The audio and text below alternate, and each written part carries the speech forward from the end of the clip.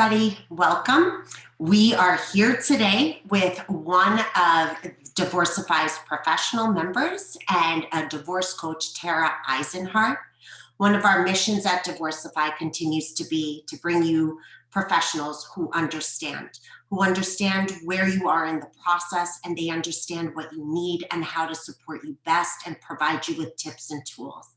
So today we have Tara, who is going to talk to us about co-parenting, but not just co-parenting, about when your kids meet your ex's partner and you're not okay.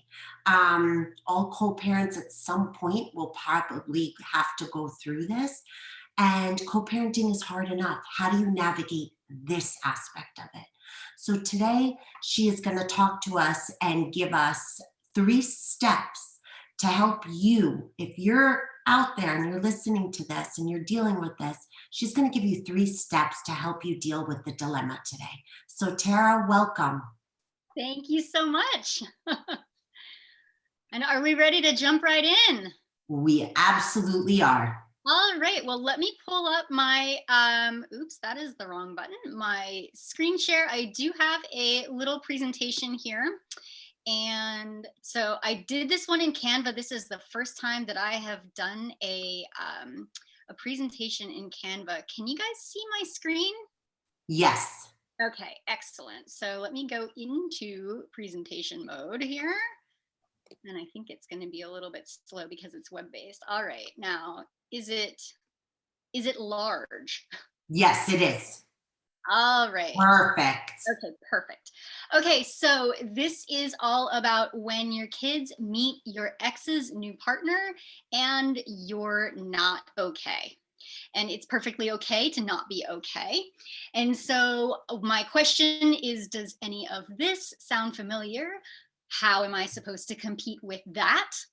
Maybe this new partner is, younger, more attractive, or older and more experienced, or has a swimming pool in their backyard, or all of these other, fun things or something. And, there you are thinking, how can I compete with that? And this is, I think, what my mom was going through when I was the child who was meeting the ex's new partner. And I'll talk about that a little bit in a few minutes here. Also, she's a homewrecker and my kids love her and I hate it. So maybe you have a history with this person, or something about this person that your kids don't, that there's this information that really just does not sit well with you, and your kids don't understand that, they don't know that, and so you're watching them have this experience, and maybe they're having a lot of fun, and you just feel really, really not okay with that. And then also another example here, I feel like he's doing my job, living my life. This is something that comes up a lot when new parenting partners are introduced. And, you've got somebody else who is teaching the child how to ride a bike or taking your daughter prom dress shopping. And there's this thought of, that's what I'm supposed to do. I'm the parent. Here's this person and, we're not together anymore. And there they are, they've stepped into this role and it's not right. And once again, I'm not okay. And so if you answered yes to any of those or any other feelings, those are some of the 3 examples that are, really popular, but of course there's others. So if you answered yes to those, you are in the right place. What we're going to talk about is 3 steps to help you to feel better as you're moving forward, as your family is moving into, this next, next phase here. And so who am I? So my name is Tara Eisenhard. I am a divorce coach. I help people through all stages of the divorce process, to, through, and beyond divorce. I help my clients to transform their confusion and their conflict into clarity, confidence, and control. So ultimately they can create peace and live a life that they love, or at least a life that they love better than what is currently happening. I'm also a mediator. So I do family mediation. I don't do divorce mediation because I don't like the whole equitable distribution and legal aspects of it, which I'm not an attorney. But I love relationships. And so I love helping people to solve their conflict and to be there and to help people to have a productive conversation. So that's what I do as a mediator. And I work with co-parents, I work with parents and children, or biological parents and step parents, parenting partners, those kinds of things. I'm also an author of the book, The D Word, Divorce Through a Child's Eyes. And that tells the story of divorce from the perspective of a 12-year-old girl. I'm also an educator, as you can see, because I am here tonight having this conversation. So I love to share information about divorce and healthy relationships and healthy conflict management. So I do that as much as I can. On a more personal side, in my past, I am a child of divorced parents. My parents divorced, well, they separated when I was 13. And I forget how old I was when the divorce was officially final, but as far as I was concerned, I was 13. I'm also an ex-wife. So I grew up and I married the man who had been the little boy that used to sit behind me in fourth grade, and he used to pull my hair. And so, surprise, surprise, that was not a very good union. And we ended up getting divorced. So, I'm also a next wife. My current husband, and as I like to call him, my favorite husband, has also been divorced. So, we have similar baggage in that department. And I'm an ex pseudo stepmom. So, my previous partner that I was with for several years, he was a divorced dad. And so, I have been on the other side of where you are right now. I've been that new partner, and I have also been that child in the middle who's seeing their family evolve. And on an even more personal level, I am an ice cream addict. I am an animal lover. I have a dog. I have two cats. And I am a big sister, both in the literal sense, and I am also a volunteer mentor with Big Brothers Big Sisters. So that is a little bit about me. And to tell my story here, when I met my dad's girlfriend, when I was that child of divorced parents meeting this new partner, this happened several months after my parents separated. And so I was still 13, and I was prepared to hate this woman. I found out that my dad was dating her, and one of my friends, she was actually the aunt of one of my friends. And so I had said to my friend, I was like, "Oh, my dad is dating your aunt." And he kind of rolled his eyes at me, and I was like, "Oh, what does that mean?" And he's like, "Ugh, she has a lot of boyfriends." And so I was like, "Oh, God." Um, and so I really like, I was, that just did not impress me. And so when I met her, I was fully prepared to hate her. And it was the Friday after Thanksgiving, and she came over to my dad's and we played Yahtzee, which is why I put the dice up here. And I loved her. She was awesome. She had dyed red hair, and I love red hair. She wore makeup. She painted her nails. She was incredibly funny. I was so enamored with this woman, and not just what I thought of her, but my dad was so happy. I had never remembered seeing my father so happy. And so this was this real turning point for me. Not only did I think she was wonderful, but I was seeing my dad really happy, which made me really happy. And so, he continued his relationship with her, and I continued my relationship with her. And I would come home from visiting him and her and tell my mom about all the animals that she had. She had, kittens and 3 dogs. And so telling my mom all these stories about all these great times that we had. And she would tell me, this new woman, she'd tell me stories about, when she was growing up and all these crazy adventures that she had with her friends. And I thought that was awesome. And I was going back home and I was telling my mom, and my mom would just sit there and she would smile and nod. And it never occurred to me how truly awful it must have been for my mother.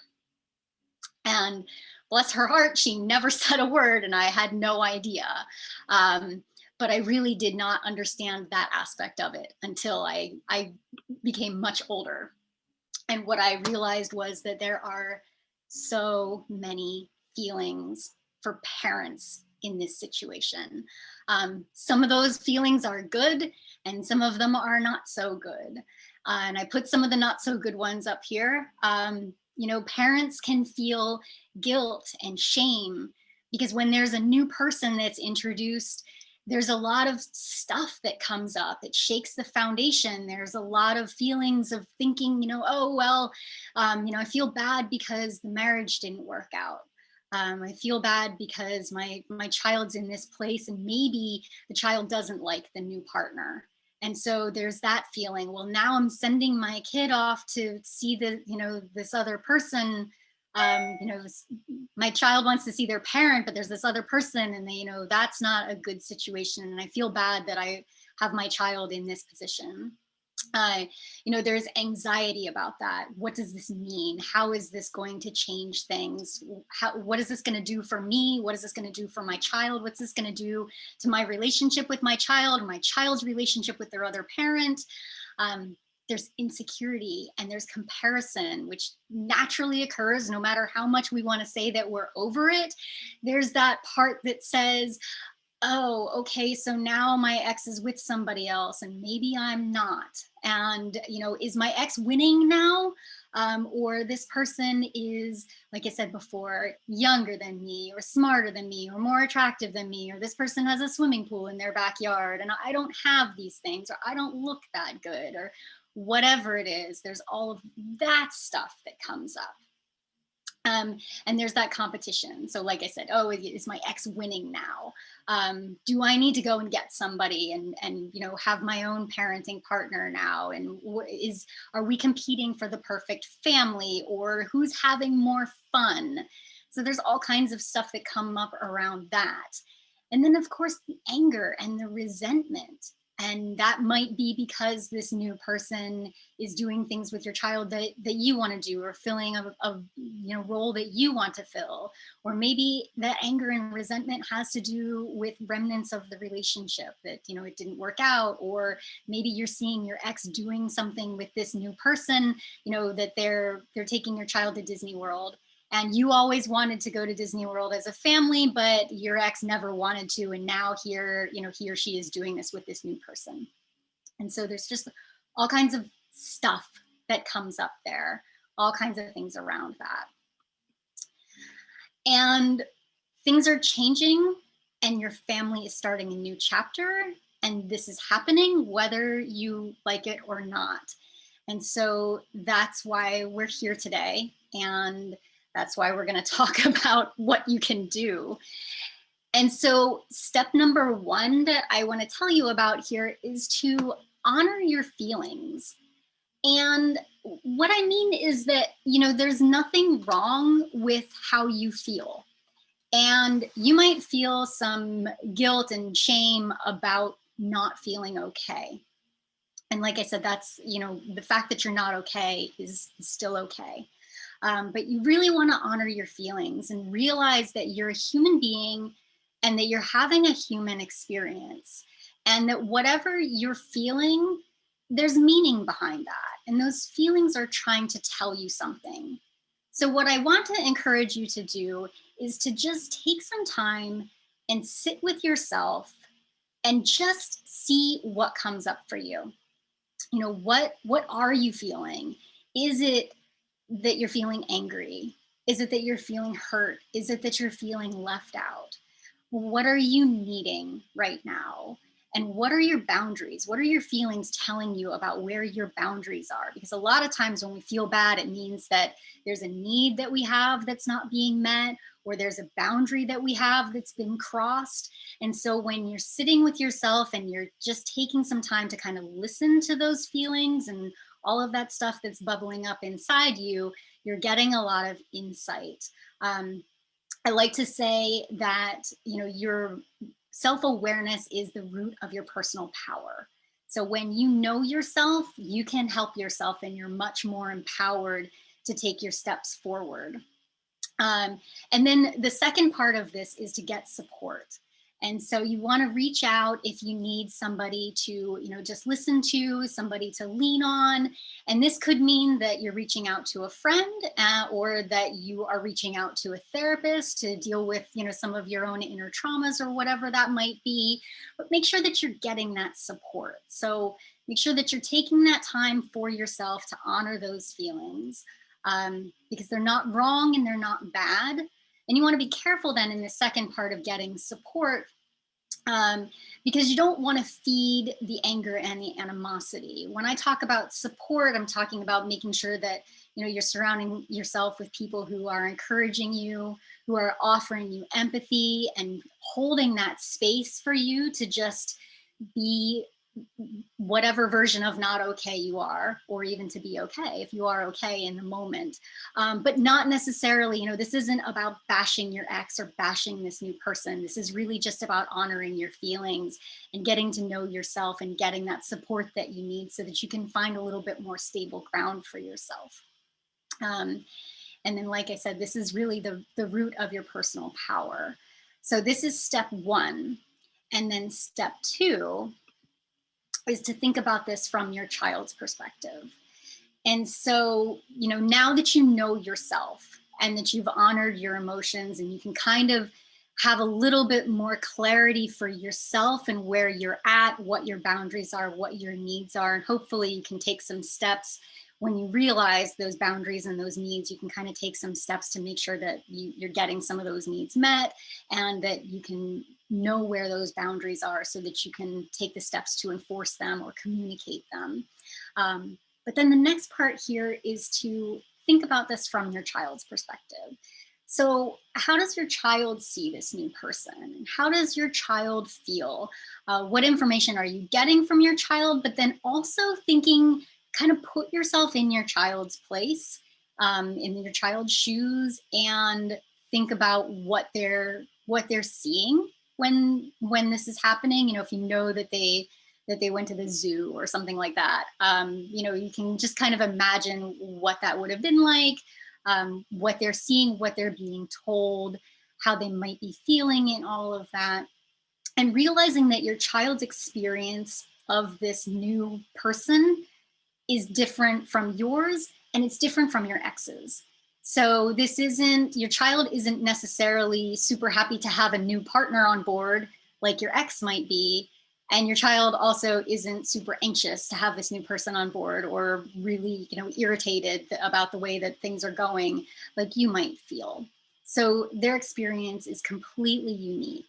And so without, doing too much prying really, but you want to make sure that you take the time to see it through their eyes and understand what are they seeing, what information do they have, what information are they being given, how are they feeling in this new space, what kind of support might they need, or what kind of encouragement might they need. And so to quickly recap here, you've sat with yourself and you've held that space for yourself, and you've gotten that clarity for yourself, and then you've stepped outside of yourself and put yourself in your child's shoes to see a little bit more of what they're seeing. And this is so key, not just with this, but with everything related to ways that your family is changing, to realize that, everybody has a completely different view of what's going on. So this is a really important step here. But now that you've done both of those things, you have a lot of information and you have a lot of power now that you have this information and this awareness for yourself and for your child. And so that brings us forward here to step number 3, which is to reframe this situation and set a new intention. And what you want to do is, really make some decisions about how you're going to relate to this new person, how you're going to regard this new person from now on, because it's not just a matter of competition. It's not just a matter of this person is, has some kind of a history that or you don't approve of this person, and that's the issue. It's beyond just being upset because this person is filling this role in your child's life. Um, that's looking at it from what this person means to you, but now you've taken the time to see what this person means to your child as well. And you've also taken the time to sit with yourself and get some of that personal empowerment to help yourself. So at this point, hopefully you feel a little bit better, a little bit more stable. You've been able to see the situation from what this means to your child. And so you can take all of that together and reframe the situation and set an intention for this new relationship. So this is going to look different for everybody.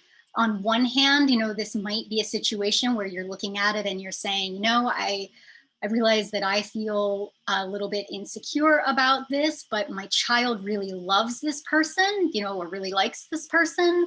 My ex says that it's a serious relationship, that they're thinking about getting married. And I realize that there's nothing that I can do, and my child's happy, and I want to support that. So I want to make sure that I'm welcoming this new person into our family and into our co-parenting relationship. And so we're going to, meet for coffee, or we're going to have family, meetings. I want to, bring this person into the fold as much as possible. That's on one hand. The other hand might be, I just can't. I can't. I realize that my child is okay with this, but I'm just not. There's a lot of history there. There's a lot of reasons why I'm very uncomfortable, and so I've realized that I need to set some really firm boundaries. And I don't want to interact with this person. I want to keep our co-parenting between me and my ex. I've not going to talk to my child about what I feel about this new person.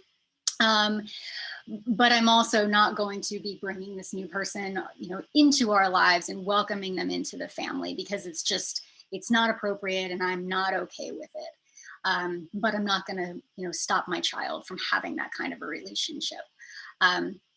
Or it might be a situation where your child's not okay.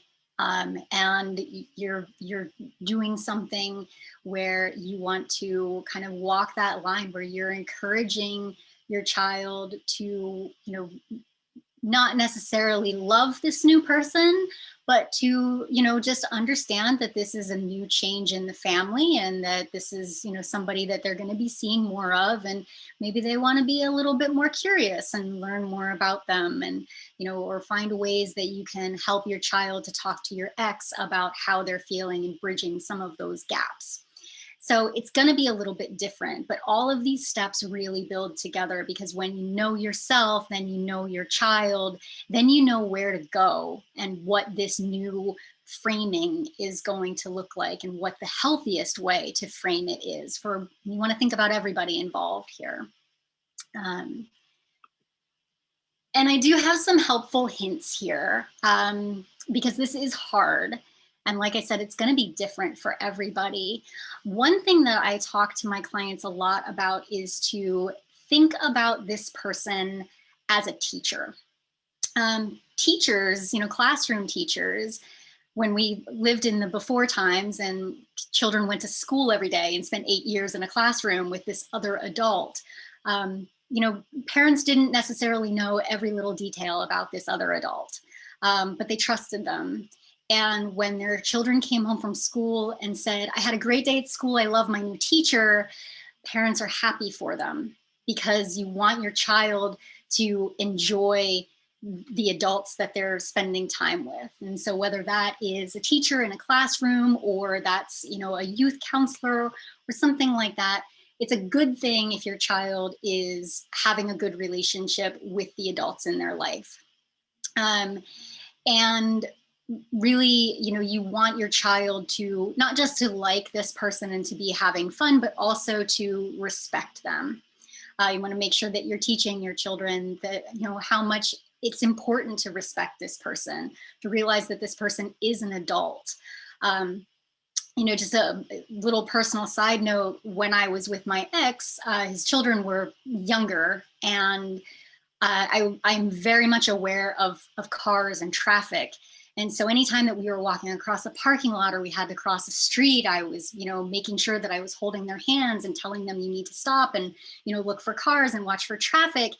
And on the other side, their mom was telling them, that woman's not your mother. You don't have to listen to her. And I was terrified that there would be this moment where I would say, hold my hand, we're going to cross the street. And one of these children would turn to me and say, you're not my mom, I don't have to listen to you, and go running out into the street. I trust that their mother also taught them that so that they wouldn't have done that.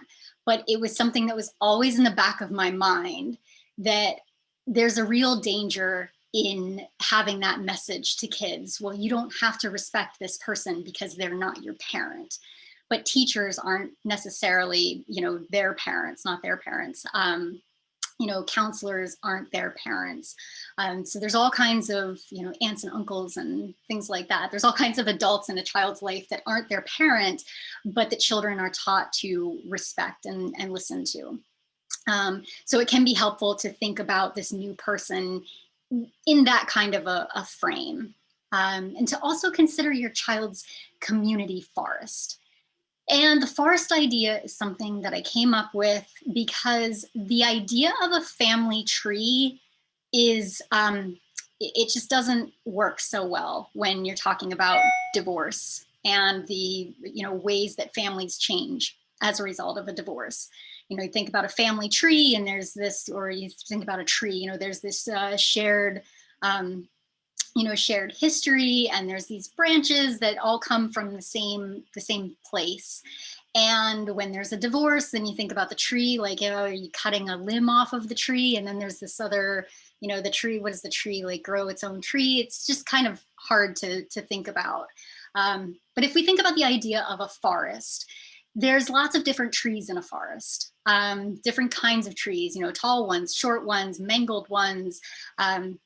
There's bushes and shrubs and, giant oaks and all kinds of things. And that forest, it works together, it functions, and, those trees protect each other, they share nutrients, there's still a history to some degree. It's a very, it's a holistic, what's the word I'm looking for? Ecological ecosystem, that's what I'm trying to say. But there's separation there. And so when you're thinking about what this looks like for your child, think about this as a forest that your child is in, that, each person in your child's life is some kind of a different tree in this forest.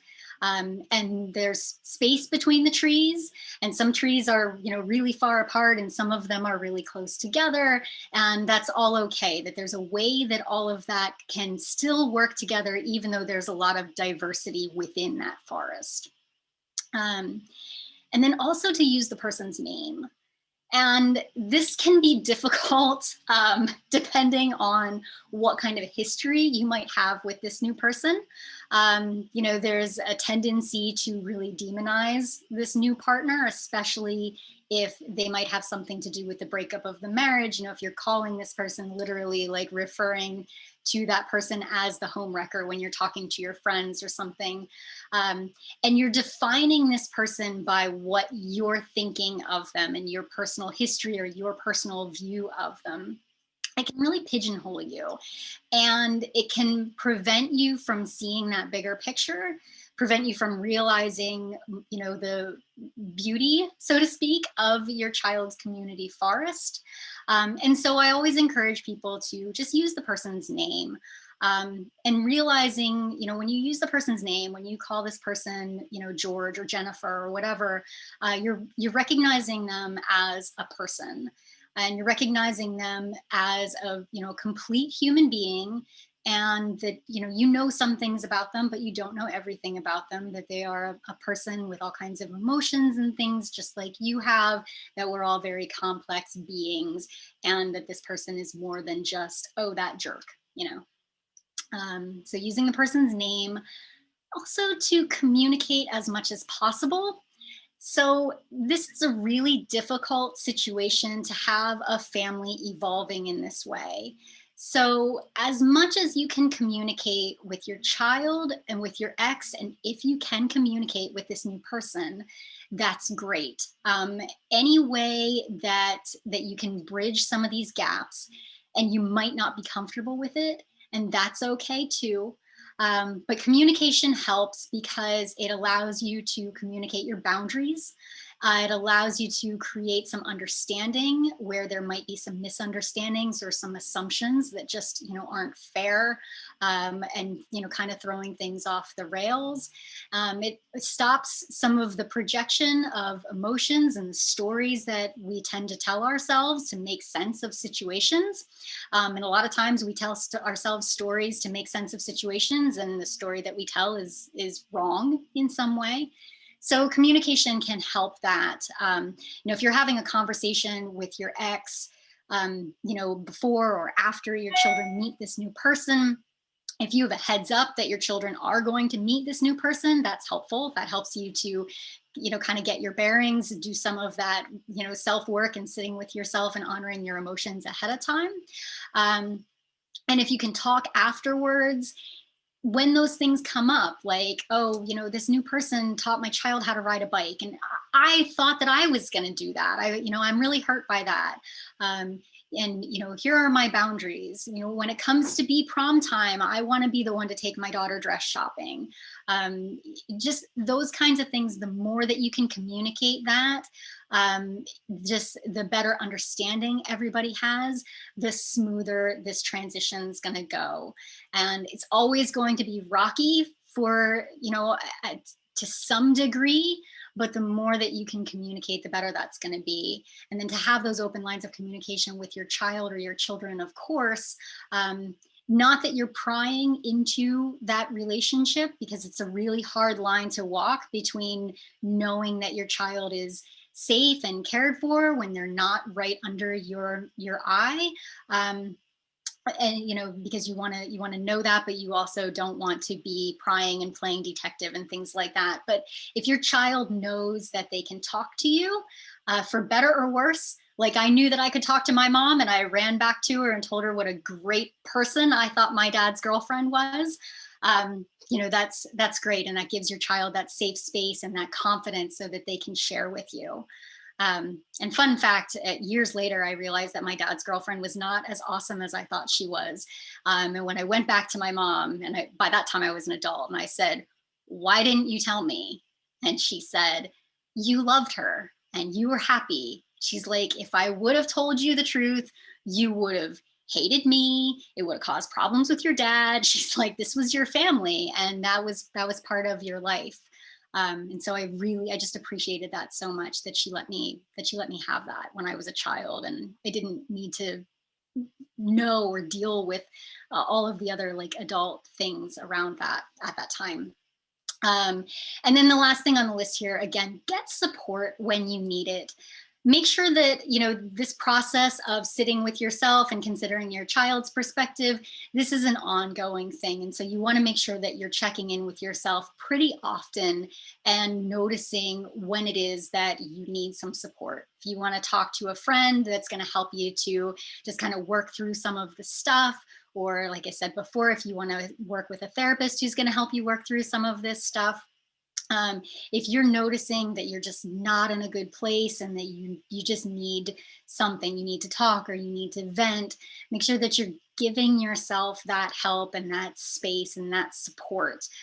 Because the more that you can take care of yourself, the better you're going to perform in all of this. When you're taking care of yourself, when you have an outlet and you have a friend that you can vent to, you're able to have those conversations with your child, with your ex, or even with this other person. If you wanted to go and meet this new parenting partner for coffee and sit down woman to woman, man to man, and say, okay, here's where I'm at with this, and I'd like to get to know you a little bit more. My child's going to be spending time with you. That's a hard thing to do. But when you're taking care of yourself and you're nourishing your own root system, so to speak, and thinking about that forest, then you're able to stand really strong in those kinds of situations.